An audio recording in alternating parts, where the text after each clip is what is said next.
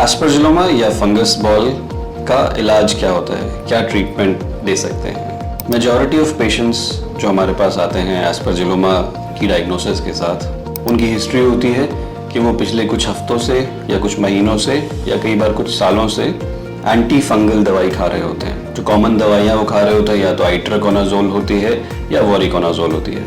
But unfortunately aspergilloma एक ऐसी बीमारी है जिसमें ये जो फंगस की गांठ है, एस्परजिलोमा या फंगल बॉल है, ये लंग्स की कैविटी में छुप के बैठी हुई है और ये जो लंग की कैविटी है इसकी दीवार बहुत मोटी है। तो आमतौर पे एंटी फंगल्स दवाइयों का असर इस बीमारी पे नहीं होता। इसे हम कैसे समझ सकते हैं? हम कोई भी दवाई, टैबलेट, एंटीबायोटिक, एंटी फंगल अगर खाते हैं तो वो मुंह से खाते हैं, वो दवाई हमारे पेट में जाती है और पेट के थ्रू वो ब्लड स्ट्रीम में एब्जॉर्ब हो जाती है और जिस भी जगह इन्फेक्शन होता है बॉडी उसको डायरेक्ट कर देती है कि कहाँ पे उसको जाना है बैक्टीरिया या फंगस को मारने के लिए। तो इसी तरीके से जब हम एंटी फंगल्स खाते हैं टैबलेट तो पेट में जाती है, ब्लड स्ट्रीम में एब्जॉर्ब होके लंग्स तक पहुंचती है। बट जब वो लंग्स तक पहुंचती है तो उसको एक कैविटी को पेनिट्रेट करना होता है। इस कैविटी की वॉल यानी दीवार बहुत थिक होती है, मोटी होती है, because bar bar inflammatory reaction generate होता है और एक बहुत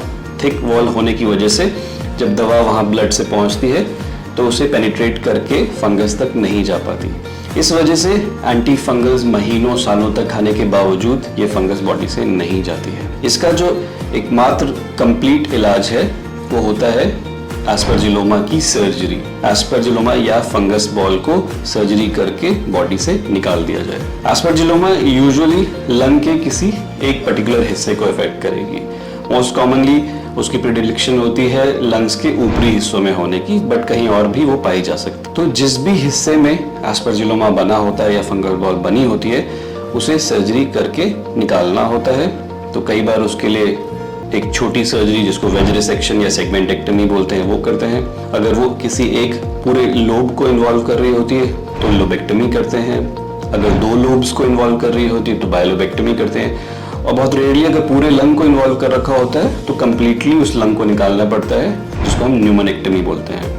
पहले ज़माने में फिजिशियंस एस्परजिलोमा के पेशेंट्स को सर्जन को रेफर करने से डरते थे क्योंकि उन्हें लगता था कि ये सर्जरी बहुत ज़्यादा मॉर्बिड है, इसमें मोर्टेलिटी भी बहुत ज़्यादा होती है, कॉम्प्लिकेशंस भी बहुत ज़्यादा होती हैं और पेशेंट सर्जरी कराने के बावजूद ठीक नहीं होता। बट मैं आप लोगों को बताना चाहूँगा कि एस्परजिलोमा की सर्जरी एक्सपीरियंस सेंटर्स और एक्सपीरियंस सर्जन्स के साथ बहुत सेफली कराई जा सकती है। इस सर्जरी के आउटकम्स बहुत अच्छे होते हैं, स्पेशली जब से हम ये सर्जरी दूरबीन या की होल सर्जरी से करने लगे हैं, जिसको हम बैट्स बोलते हैं, या रोबोटिक टेक्निक से, तब से इसके आउटकम्स और बेटर हो चुके हैं क्योंकि लेस इन्वेजन के साथ, लेस पेन के साथ, लेस ब्लड लॉस के साथ इस सर्जरी को करा जा सकता है।